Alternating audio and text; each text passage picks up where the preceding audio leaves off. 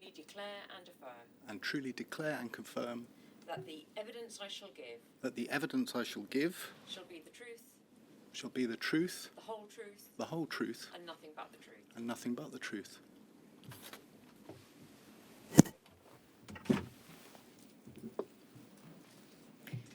Mr. L, you probably want to pull your chair in a little bit so that the microphones can pick you up. Is that better? That's perfect. Thank you. You were very unwell in February 1990 and were admitted to hospital. Can you tell us what happened? I was very ill with a bad back, which got diagnosed a little bit too late and was eventually admitted to St Helier Hospital with double pneumonia, which turned into some very serious complications. It was complicated by septicemia. Septicemia, complete renal failure, 2 collapsed lungs, dialysis. Yes, I was put into an induced coma for, I think it was about 8 weeks. Nobody was really very clear why you were so ill, but you underwent considerable treatment. It wasn't clear whether you would make it through. Absolutely. But you did. Yes. You eventually came out of the coma, but then became unwell again and had to have a lobe of your right lung removed. Absolutely. The infection I couldn't quite get rid of. It seemed to be very, very complicated in hospital. I was a young man that clearly burnt himself out very early on, and the subsequent complications, it wasn't strong enough to get rid of the infection, so they had to take my middle lobe out. During that treatment, you received a very large number of blood transfusions, both of blood and blood products, the detail of which we're going to come back to later. There's a document we want to show, which we've just received this morning, and it's going to be uploaded any moment, so we will come back to that detail later. Okay. But eventually, you got rid of the pneumonia and left the hospital? Yes. At that point, were you or your parents warned of any possible risks of infection from the blood transfusions that you had received? Absolutely no information whatsoever.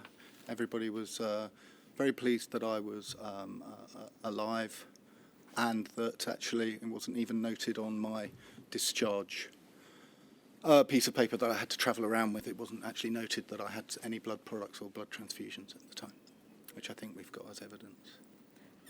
Once you were discharged, shortly after, you went to France to recover. Did. And then subsequently returned to the UK. Yes. What was your physical health like at that time? I went into hospital at about 12.5 stone, and I came out of that hospital 3 or 4 months later at 6 stone. So the doctors agreed that it would probably be better to get better and build my strength up in the south of France than in South London. So I was very fragile. I was emotionally kind of wrecked. I got my last rites when I was in hospital.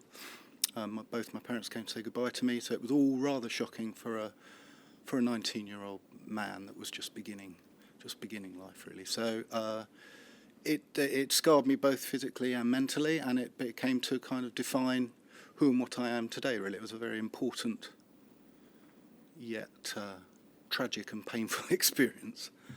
Complicated. When you came back to the UK, you were, you say, focused on building a happy life. You got a job. Went to university. Job. Family. You know, it was about getting on and actually being given a second chance. Actually, that's what I felt. I'd got my weight back. I got my health back. I was looking after myself, and I was getting on. Went to university, and then went on to work in television after that. So. In about 1999, you had by then had persistently raised blood pressure. Indeed. Since your admission with the pneumonia. Yes. And you went to a GP, and you were having medication for that high blood pressure. Mm-hmm. Your GP in 1999 recommended a blood pressure research project that she thought you might be interested in. Absolutely. I was diagnosed with high blood pressure when I was in Maidstone at university.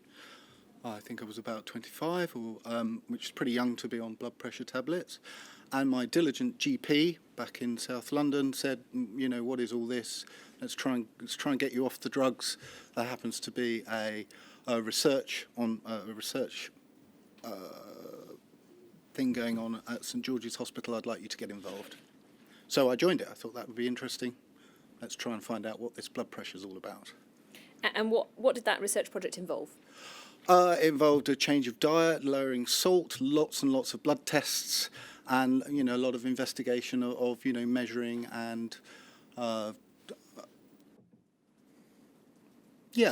regular visits and a general overall of my health, really. One of those blood tests was actually a hepatitis C test, wasn't it? Yes. How did you come to find out you had hepatitis C? Well, it was actually by complete accident.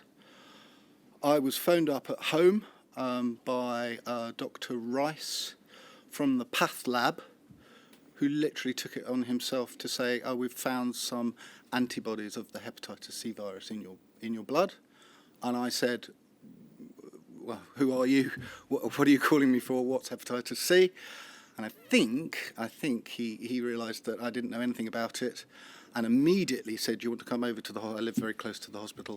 Do you want to come over? He met me at reception, took me kind of backstage, as it were, and sat me down and explained to me what hepatitis C was.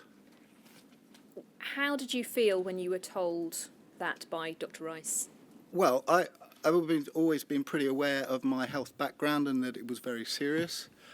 And he told me about how you get hepatitis C, blood-borne virus, obviously. And I said, well, I was at St Helier Hospital. I'd had loads of blood transfusions. I was deeply shocked and terrified, to be honest. What it brought back for me after Dr. Rice told me was essentially, oh, right, so I managed to sort of get 9 years on from my pneumonia and nearly dying, and now I've survived, and now you're telling me that I've got a blood virus that's been eating away at my liver for 9 years, and big dark cloud. Oh my God, what's how can this be happening to me again, I suppose. After that conversation, what happened next in terms of treatment? Not very much, actually. Not very much at all. I moved from the blood pressure research department to a liver specialist, and I think had to wait, and you'll probably have to remind me, from diagnosis. I then had a specific test for Hep C, but from diagnosis and then waiting to see a liver specialist, I think took 4 months. Is that right? Does it say 4 months? You were formally diagnosed with hepatitis C on the 22nd of June 1999, but not referred to the liver clinic until October 1999. Okay. And then your statement indicates you had the liver biopsy in February 2000. Yes, all of that is true. While you were waiting, what was your mental health like? Well, my GP, who had recommended that I go and find out what the problem with my blood pressure was, provided some counselling for me with a very nice lady. But I was just absolutely terrified with regards to the isolation. The lack of information back then was very limited. I felt poisonous. I felt that I could infect anybody and anything. I was terrified, and actually, it's very difficult to separate the original fears of the pneumonia and what I went through there, and then suddenly having this again, and they kind of merge together and become one, and then they would separate and go, well, I've got to try and get treatment for this, and I got over something the first time, and just a dreadful mess, really, just a dreadful mess, and just fear and frightened of my mortality, actually. And you've said you were having recurrent nightmares during that period as well. Absolutely, right. Big, dark, horrible clouds of death, and my own demise, really. Part of the reason for that was because you felt you didn't really understand very much of what the risks of transmission were and what you should and shouldn't be doing in terms of drinking and alcohol? There was no advice at all. I do recall at one particular stage, and this is a bit further down the narrative, but I had a nurse specialist, and when I asked, "Oh, can I drink?" she said, "Oh, you can have a little bit, cut down kind of thing." But with regards to information, I mean, Can we stop the transmission? oh, sorry, I said somebody's name. It's okay, don't worry. My wife's name. Sorry, everyone. It's very easily done. I will just wait, and I hope that a technical person will tell us that we've stopped it in time and we're good to start again. There's a 3-minute delay on the transmission. It makes and there's a lag, so it won't have gone out. Thank you, and I apologise. Please don't apologise. It's so easily done when one is talking about one's wife. We're fine to restart. She's got a nickname. Am I not allowed to use that? It's up to you about how much you want to use. How many people know it? I don't know. I might have to come to you to find out.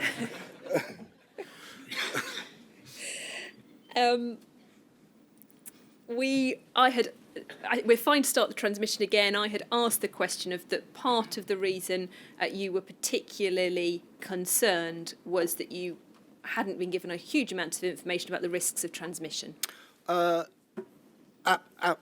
Absolutely not. I mean, I remember going.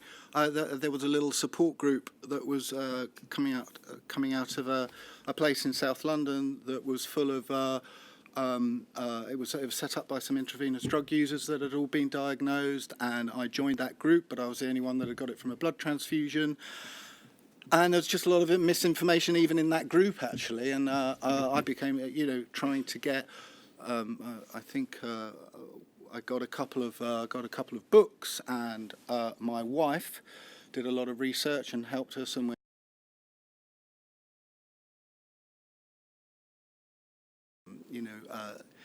I was, what I understood was I was poisonous, and I had to protect her, and I had to protect everybody else that I was around, really. You had your liver biopsy in February 2000, Mm-hmm. And then you wanted to receive pegylated interferon and get on with having treatment as quickly as possible. Yes. Why was it that you were so clear that you wanted to receive pegylated interferon? Actually, there was a real dilemma at the time. Pegylated interferon, there were two brands. One had a better success rate than the other. Okay, actually, the first time I did treatment, it wasn't with pegylated interferon. It was normal interferon. Okay? The funding issue at the hospital to try and get it. There were no choices, really. I had to wait for the funding to come through, and pegylated interferon hadn't been trialled and hadn't been invented, or it was being trialled. I wasn't allowed to have that one. I can't remember whether I knew whether it existed. Okay. You said in your statement that the first time round, your first lot of treatment, you wanted pegylated interferon. Yes. It was available but more expensive. Yes. And so you were only given the what you've called standard interferon. Yes. Because it was cheaper. Yes, absolutely. And I had to wait for that too. Thanks for reminding me. At that time, you wrote to your your MP, and asked him to intervene. Yes. And the Chief Executive of the Health Authority responded. Please can we have document 0148004, and it will appear on the screen in front of you as well.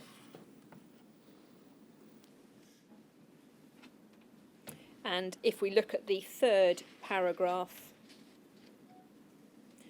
this was a letter. By now we were in September 2000, and the discussion around costs of pegylated interferon was still going, and the combination of interferon with ribavirin. And it's a letter to your MP from. It's a letter from the Chief Executive of the Health Authority Recently, several trials have been published on the combination of interferon alpha and ribavirin drugs. Based on the evidence, the combination has been approved by the St George's Hospital Drugs and Therapeutics Committee and is included on their formulary. The combination has also been approved by the Merton Sutton Wandsworth Joint Prescribing Committee for consultant use only. The drugs can therefore be prescribed in hospital, but at present no extra funding has been provided to meet the cost. Your understanding of the situation was that the drugs were available to be prescribed, Yes. but there was no funding to actually meet the cost of them. No. I remember being actually infuriated and cross and sad, and made some pretty bad taste jokes about trying to find out where the chief executive of the hospital lived and trying to just demand, sit outside her house and just try and get some funding, really. I was pretty desperate. When you had your first course of treatment, what were the side effects for you from that treatment? Okay, so I was quite keen to, having fought and waited for such a long time to get the treatment, I was pretty keen to get going. So I did the first injection myself with my nurse specialist. And really, I remember the first night immediately shivering and nauseous from the interferon. It reacts quite quickly in your body. Very weird out-of-body sensations, but what was really horrendous was the ribavirin pills that they take a few weeks to sort of kick in, really, and that involved, because the treatment was for a year, that sort of involved my whole kind of back seizing up, skin complaints, insomnia. I mean, ridiculous insomnia, as in you just don't sleep, you're hot and cold, shivering, kind of hungry, but couldn't eat anything. I remember a time where actually I'd be very, very sick and feel very, very nauseous in the morning. And I remember a particular time where I'd sort of taken my pills. And then, sorry everybody, I was sick in the sink, and I sicked up my pills, and I then proceeded to pick the pills back out of the sink and then take the pills again, because I didn't want to miss out on the treatment. And what was the effect on your mental health? My mental health, actually, I fortunate enough to describe it now, but depression. I was so low and so down, and I'm normally quite bubbly and airy person and like to see the good in things and make the best of things. This was just horrendous, really. I just feel like I was a couple of times monstrous to my wife because it affects your mood in such a dreadful way. And it was a really horrible struggle of depression, sadness and doom, just pending doom, really, of just trying to get through. How did you manage that treatment with your work commitments at the time?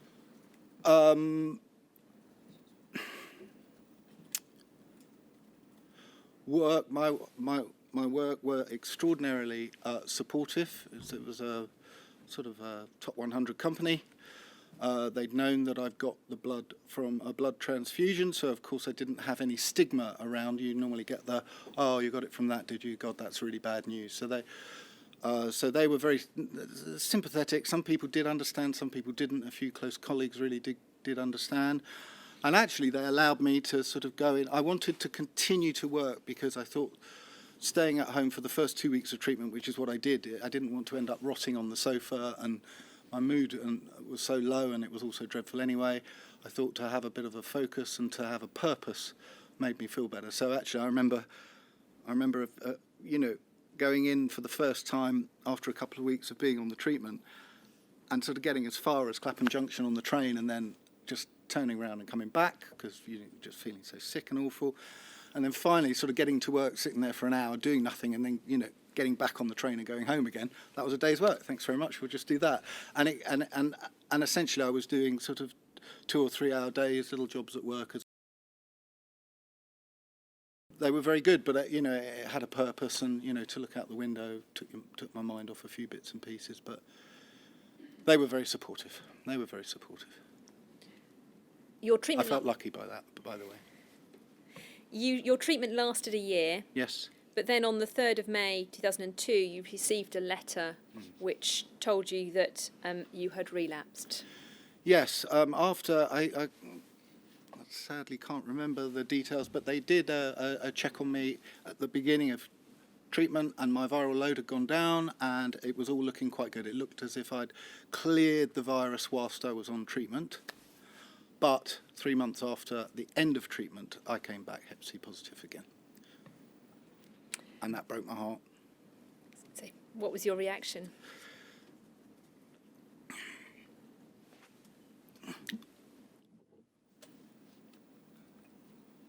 I just had to edit myself. This isn't fair. Why me? I thought I got rid of it. Devastated, just devastated. I mean, devastated. Absolutely devastated. I didn't ask for this blood. I didn't, pretty broken actually from it. By then you were being treated at St George's Hospital, Yeah. and the consultant treating you was concerned that the hepatitis C had come back really quite aggressively for you. Absolutely. And so what did he and you want to do next? Well, I wanted the pegylated interferon next because that was available, and I knew it existed, and there was a better chance. I had genotype 1, which was the hardest one back in the day to get rid of. And when I took the original interferon and ribavirin treatment, I think I only had something like 35-40% chance of getting rid of it. And of course it came back, which is where we are in the narrative. I think the pegylated had about a 50% chance. So I thought I had if I'd sort of shifted Hep C in the first round of treatment, maybe the 10% will, absolutely get rid of it. That was what I wanted. Agreed with you. He was very much on board that this was the treatment you needed. Absolutely. But there was a wait for funding again. Again, yes. During that wait, what did you do to get ready? Fattened myself up, changed. I kind of changed my attitude to sort of this idea of sort of pushing, this idea of keeping pushing. So the idea of going to work the first time and keeping me busy and having a purpose. I changed that, and I just thought, you know what, I'm just going to give myself the best chance possible. I dared.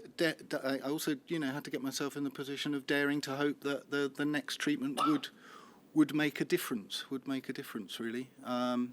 Still determined to do it, but at the same time, taking a little bit. Taking the pressure off myself a little bit, and just trying to get the treatment and let it do its work, really. Let it do its thing. You had the second round of treatment and finished it in 2004.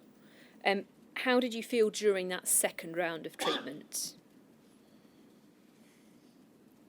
I mean, it is dreadful. The original pegylated interferon you would inject. Sorry, the original interferon you'd inject 3 times a week.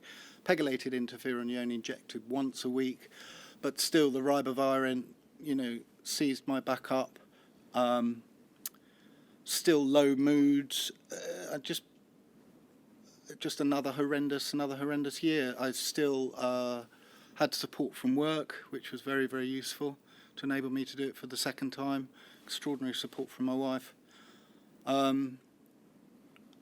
It was sort of as bad. It was horrible. It was just horrible. I wouldn't recommend it for anybody, really. But at the end of the treatment, you were told you had cleared the virus, and 9 months later, you got an all clear for the second time. Yes, I was slightly wary about both those results, in the sense of it had happened to me before, getting bad news, and it's almost the further so you go clear of Hep C, and the further away you get from it, the more pressure comes on you because it can come back, or it came back for me. So it was even going to get results was terrifying, even though my nurse specialist was amazing. So supportive, and cried and hugged on the 9 month afterwards. But then of course you get another one a few months later, and then you get a 2-year clear one as well, so it carried on. You've said a little bit about the effect of the treatments on your relationship with your wife. Mm-hmm. Do you want to say any more of how that affected you both? She was and is extraordinary with regards to strength and really understood what I was going through. There weren't that many incidents, I don't think, but I remember one in particular where we were going up to town. We tried to live a kind of as normal life as possible. We used London to its maximum. We're out and about. Rather ironically, I took my last injection of interferon in a toilet in a theatre in North London. We kept going, we were trying to go out, trying to keep everything as normal as possible and just taking it a bit easy. But I do remember being a complete monster to her on the tube, completely outside my character, certainly outside my love for her, and the person that kind of knew what I was going through and was closest to. I was a monster to her on the tube. I think we've got over it, but And she said to you since that she did question at times whether you were the man she'd married. Well, I wasn't. Because the treatment bends and changes you. I wasn't. It has a profound effect on how you think about yourself and a profound effect on how you feel physically about yourself. You're wrecked from it. Did you ever receive any professional counselling or therapy? I had a 10-week course from which the doctor gave to me from diagnosis, but nothing was offered after that. My nurse specialist had a counselling kind of certificate. She was very useful in a couple of respects. She offered me antidepressants, but I didn't want any more drugs inside me. It was difficult enough to see clearly as it was, so I didn't take those. And I think she was really clever and really proactive because we ended up setting up a support group at the hospital, which I kind of ran with her. So a bit like the couple of experiences that I named earlier, we set a support group up to kind of, it was once a month at St George's Hospital for anybody that had been infected, and she had access to the people that had been infected, so they were quite useful groups. So I found that more kind of proactive and important. Plus I wasn't offered anything else other than from Lee. Now looking back, how do you feel about having received the blood transfusions in the first place? I suppose I have been extraordinarily torn for 30 years. I'm in this limbo middle ground with it because the blood has saved my life, okay? The original blood with pneumonia has saved my life. And yet it ended up killing me, okay? It's ended up killing me again. It's ended me up here. I'm deeply grateful for the blood. I'm not sure what anybody else, I was dead at 19, so I'll take it, thanks very much. But at the same time, the poison that it put into my body, the 5 years, 6 years between a chance diagnosis and treatment, and then the subsequent, it's taken 20 years for me to be able to come and tell all of you. It's defined my life. In both the most horrendous way, because I promise you sitting here isn't easy, and at the same time the most magnificent way, because I wouldn't be the man that I am now if it wasn't for all these horrendous things that have happened to me. So it's this extraordinary ambivalence about how it has affected me, actually. Very, very complicated. Really, really complicated. And I haven't circled the square. I don't think I ever will, really. On the 30th of April 2001, you decided to apply for your medical records. Why was that? My wife thought it would be a good idea. And what had happened is that I think there was going to be a legal case. And I wondered whether or not to get involved in that. And my wife said, well, perhaps you need to get hold of your notes. And I said, that's a great idea. So I did what she told me to do. in those records, there was a letter from Dr. Patricia Hewitt dated 1999. She managed the hepatitis C look-back exercise for North London in 1995. Please can we have on the screen document 0148006 and the first main paragraph, which says, I've been in contact with Dr. Jane Mercier, the consultant haematologist at St Helier Hospital. She confirms that the laboratory records at St Helier have been located, but there is no record of Mr. L receiving a blood transfusion whilst a patient in the hospital. I understood from you that Mr. L believed he was transfused in 1991 at St Helier Hospital and that no other risk of hepatitis C infection had been identified apart from minor surgery in France in 1985. So it was said that you, and then if we look at the second paragraph, I'm copying this letter to Professor McGregor as I think it's important that the patient is informed that he did not receive a blood transfusion in 1991. Were you informed of that at the time? No. You've also gone through the letters to your GP Yes. about the treatment you underwent for the pneumonia, and none of those letters say you had a blood transfusion. None of the letters say I had a blood transfusion. It may feel an obvious question, but why does that concern you? It concerns me because if I'd found out earlier, then maybe I could have caught it earlier and had less liver damage. It concerns me because who else is infected? Who else is going to die of this dreadful disease? The inconsistency of what I knew versus what was on the paperwork. Frightening. Who's in charge here? What's going on?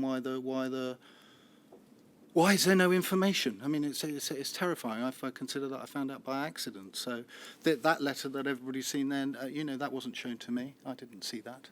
And in relation to your GP not knowing you'd even had a transfusion, you said in your statement that this means that my GP would never have known that I had transfusions, and therefore would have probably not considered me to be at risk of hepatitis C. Absolutely not. If it's not written down, how could she?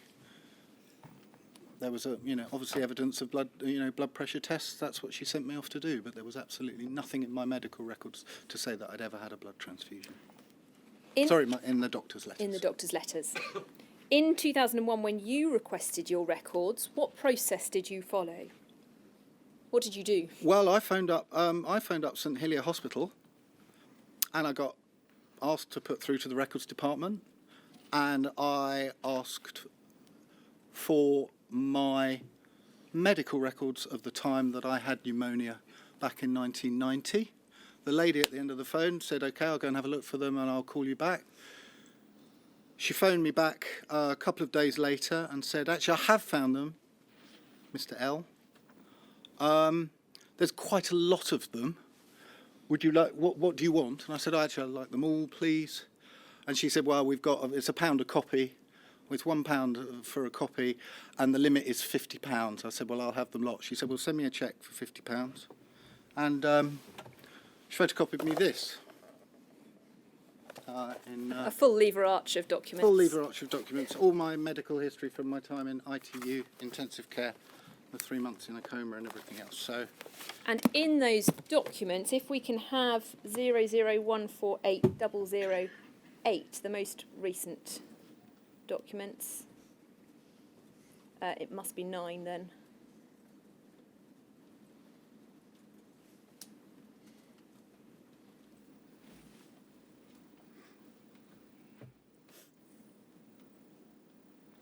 What you found were pages and pages of labels like this, each label, as you understand it, representing a transfusion of blood or blood product. And if you scroll down, Paul, there should be more pages. And you've counted them up. We can see on that page, there's on the right-hand side of the page, there's a 10 in a circle. You've counted up the labels in your medical records on each page. Absolutely, yes. And there's more of those. There's 160 There's 160 tabs, tickets like that I have photocopied, that I have in that file. That's what came through. And the corresponding notes match up with, when you're in intensive care, it's, I like to call it the best hospital in the world. You get quite a lot of attention, and, best hotel in the world. You get a lot of attention. They write down everything, so those tags correspond to my medical files on that day at that time. So, another bag of blood, another product, another bag of blood. So I recounted them last night, and there's 160 blood tags there. And each tag has as far as we know, each tag has a different bottle number, which is the specific reference for the products or the blood you've received. Absolutely, yes. Dr. Hewitt has responded to your statement and said this in relation to the letter she had written in 1999. She says this: "It is of course a matter of regret that when his case was first raised in 1999, my inquiry to the consultant in charge of the blood transfusion laboratory at St Helier Hospital produced a negative response, in that they hadn't located any records of him receiving a blood transfusion. In the light of the information which Mr L subsequently obtained from his medical notes, I would have expected the blood transfusion laboratory to have located records relating to his blood transfusions, as only 9 years had then elapsed. I would not normally expect that laboratory records would have been destroyed after this period of time. I very much regret that I interpreted the inability to locate any such records as evidence that no transfusion had taken place. My letter in retrospect should have been more cautious, as I was reporting back on second-hand information. I'm usually much more circumspect in correspondence when I'm relying on information provided by others." How would you respond to that? Well, the information by others was from me, because I got my medical records, I think, about 7 months after she applied for them. So we've got somebody of authority and experience that has got in touch with somebody at St Helier Hospital and asked to find out whether I had a blood transfusion. Didn't get a result. Proceeded to write to me in the letter that everybody's seen that I'd never had a blood transfusion, and I can phone up a few months later and get that file delivered to me with a contrary. A different position, basically. It's not true. I did have blood transfusion. May I just ask, the letter from Dr. Hewitt, can we just go back to that? I think it's 006. It is. Now, that talks about a transfusion in 1991. Mm-hmm. You, I think, described to us a transfusion in 1990. Do you know where the 1991 might have come from? No idea whatsoever. There's a dreadful error. So nobody has suggested that it was simply because she was looking for the wrong date. No, sir. Thank you.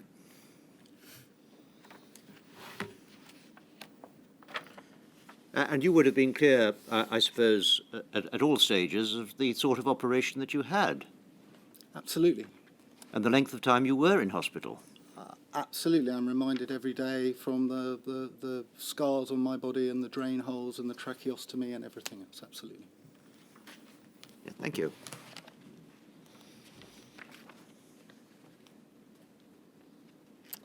In August 2004, your application to the Skipton Fund was rejected because the blood transfusion service said you'd not received any transfusions. Yes.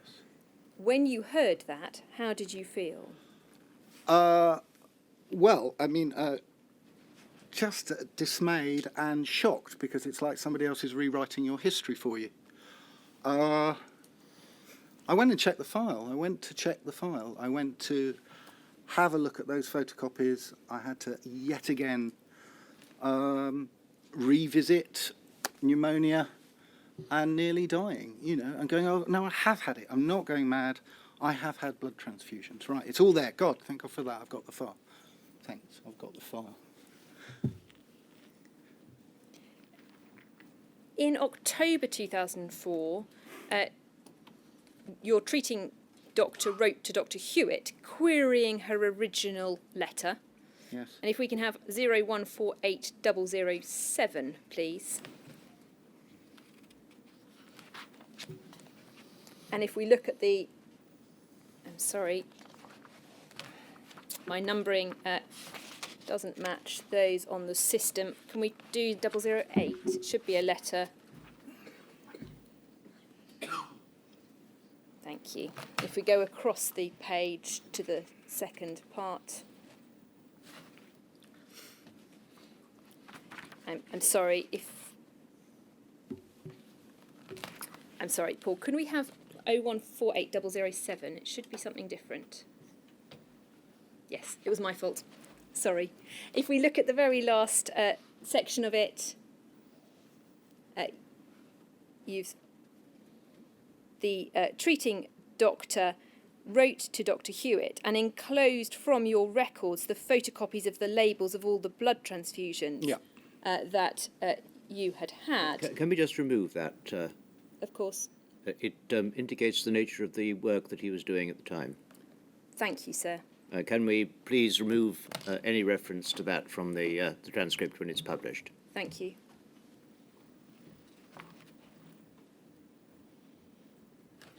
Thank you, sir. I hadn't spotted that. Your treating physician wrote to Dr. Hewitt with the blood labels that we've seen. She then responded, didn't she? And we have the letter at 008. Can I add a little bit? Of course, please do.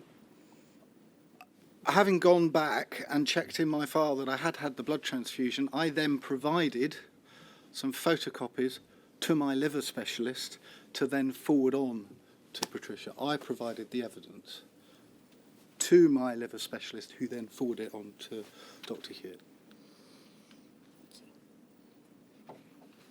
Dr. Hewitt responded, and in the last paragraph of the letter, she does flag a confusion over when you had the treatment. She says, I admit to certain confusion as none of these relate to September 1991, because of course they were from the correct date of when you'd actually received them. But more importantly, when we go over the page to the final paragraph, it says this: it appears to me that Mr. L was exposed to at least 17 blood components during the period of March-April 1990. That's a number that you dispute. You think that she was perhaps only sent some of the blood labels, not all of them. Absolutely. These would not, of course, have been anti-HCV tested, as routine screening of blood donations was introduced only in September 1991. This being the case, it's possible that Mr. L's hepatitis C infection originated from unscreened blood transfused prior to the onset of routine screening. We would not in this situation attempt to carry out any investigation into the donors, for more than 15 years has elapsed since these donations were given. If any of the donors had returned after the introduction of routine screening, they would have been identified and a look-back carried out for recipients of previous donations. As Mr. L has not been identified through the hepatitis C look-back, we can assume that if any of the donors were infected with HCV, they haven't returned to give blood, and therefore their status remains unknown to us. There is very little to be gained now from attempting to contact such donors, considering the long amount of time that has elapsed since the donations were given. In your statement, you've expressed your concern that the donor who infected you could well have infected others, and that there's been a conscious decision not to trace those other people who may have been infected. Is that right? Yeah, it is right. And also, it's kind of clear to me here when I read it, when she's written the 15 years has elapsed. We have to remember the timeline is sort of 4.5 or 5 years before that. I put forward that I had hepatitis C from blood transfusions. So actually, it's taken 4.5, 5 years for her to write that back, which would, I'd be under the 15 years elapsed at that point, wouldn't I? It seems to me. That when you originally, had those Yes. letters with her. 1999. Yeah. Dr. Rice's letter. Dr. Hewitt's been asked, as I said, asked for her response, and she's supplied a statement in that regard. It's a fairly lengthy explanation, but for the purposes of putting it on the public record, I will give an overview of what she says. She says that her letter to the treating doctor set out the policy of the NHS blood and transplant at the time, that no investigation would be conducted into reported hepatitis C infection where individuals had received blood transfusions prior to the introduction of routine blood donation screening for hepatitis C in September 1991. She explains that there were two reasons for this. First, the difficulty in tracing donors if they've stopped donating blood, because people are likely to have moved house, etc. And second, although NHS blood and transplant could trace the donations to the hospitals where the blood may have been used, the hospitals at that time didn't keep records to enable individuals to be identified. Is that an explanation you accept or agree with? I just completely disagree with it. I provided all the information from my notes to her to enable her to make some comments about it. She's never found my notes. She hasn't looked for my notes. She's not. I've got blood tags with those numbers on. I can, you've seen them all. She hasn't bothered to investigate, or they've not been bothered to investigate any of it.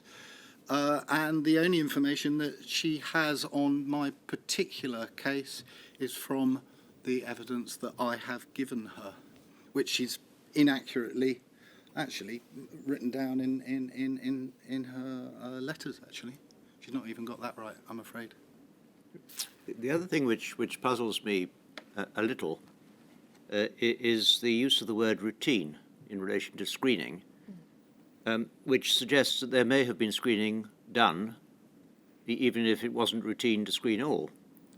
And does she say anything about whether there was any suggestion that there had been any investigation as to whether any of the units supplied had actually been screened, whether routine or not? There's no reference to that in her statement. It's certainly something we can go back to her and ask. Thank you. Your wife has reminded you of a similar conversation with a nurse at St George's previously. Can you tell us about that?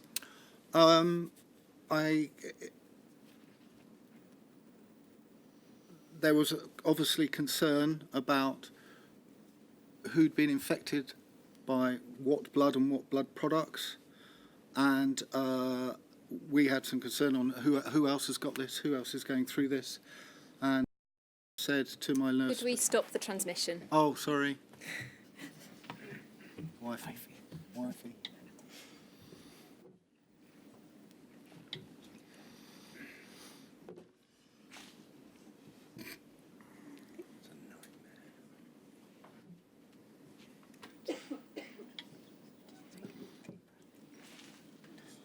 Are we okay? Let me ask you that again. We're good to start the transmission again. Your wife has reminded you of a similar conversation with a nurse at St George's previously. Can you tell us about that? Yes, we were concerned of other people that might be infected by other blood products, and my wife said, well, shouldn't we be doing a look back or investigating who else has got this blood? And the nurse very quickly said, no, we don't do that. We're not going to do that. And you felt she was very dismissive of that and defensive? Well, again, my wife thought it was very dismissive and very quick. When it's a bit like being in this situation, there's so much kind of going on. You want the treatment, you're getting through treatment, etc., etc. But my wife certainly thought it was dismissive and very quick to say, no, we're not going to do that. That's it. Let's just push that one under the carpet. After you had the confirmation from your treating doctor that you had indeed received blood transfusions, you applied again to Skipton and you received payments from them. Yes. But you were required to sign a waiver. What were your thoughts about that, and what was the nature of it? Well, the nature of the waiver is to never talk, never think, never apply for any other support or funding ever again. a one-off payment to kind of felt, shut me up, not to not, just forget about it. Just say, here's your £20,000. Don't mention it again. It's almost like a gagging order in a sense. Again, I'll remind everybody of the dilemma. I didn't join a class action because I didn't want to kind of get involved in the minutiae of the politics and the arguments and everything else. What I wanted to do was live. This is what I've been trying to do, is live. And we don't get much time. I found that out at 19. So I could have got involved in it. I signed the waiver. I took the £20,000. I left my job. I retrained. I used it for my benefit and to improve myself and start doing a job that I wanted to do and improving myself. Really, I took it as an opportunity to change something because of all the experiences that I had up to that point. Those are the questions I have for you. Is there anything else you would like to say?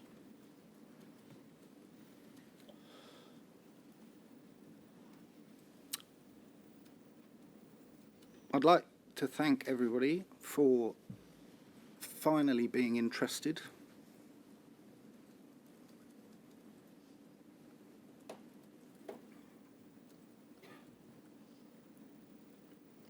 This has become a part of me, but at the same time, it's identified me, made me who I am. So that's again part of the conflict. I'll thank my wife.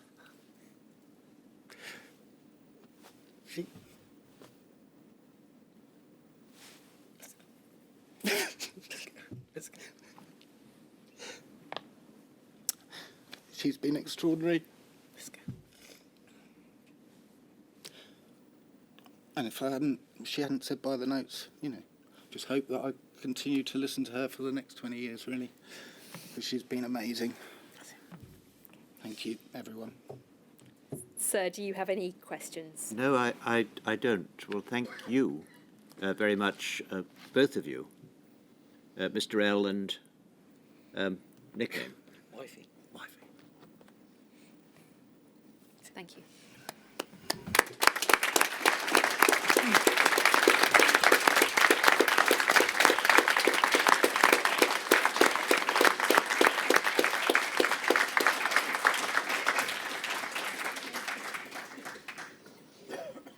Well, we'll take a break till 12 o'clock. Thank you. And at 12 o'clock, we have Maria Fletcher.